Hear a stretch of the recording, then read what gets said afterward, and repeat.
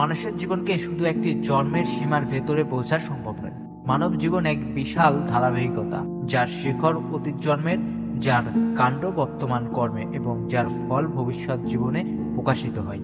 বেদ, উপনিষদ, গীতা ও ভাগবত এক অভুন্ন বক্তব্য মানুষের সুখ দুঃখ, উন্নতি অবনতি, দেহ মানসিকতা এমনকি জন্ম মৃত্যুর ধারাবাহিকতা পরিচালিত হয় প্রকৃতির 3 গুণ এবং নিজের পূর্ব কর্মের দ্বারা। এই নিয়ম যেমন সক্রিয় তেমনি অচেতন।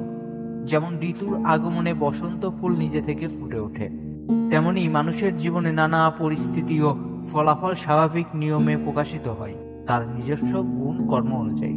আসরিক প্রভাবের কারণে মানুষ মনে করে এই জগতে আক্ষরিক সৃষ্টি, ঈশ্বর নেই, আর ভোগ ছাড়া জীবনের কোনো উদ্দেশ্যই নেই। যে ব্যক্তি এভাবে ভাবে সে মানব জন্ম পেয়েও পশুর মতো জীবনযাপন করে।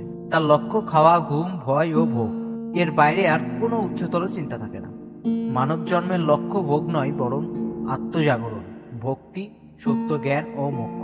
শাস্ত্র, সদ্গুরু ও বৈষ্ণব মানুষকে প্রকৃতির পথে পরিচালিত করে, অনুপ্রেরণা ও জাগরণের উদাহরণ দেন।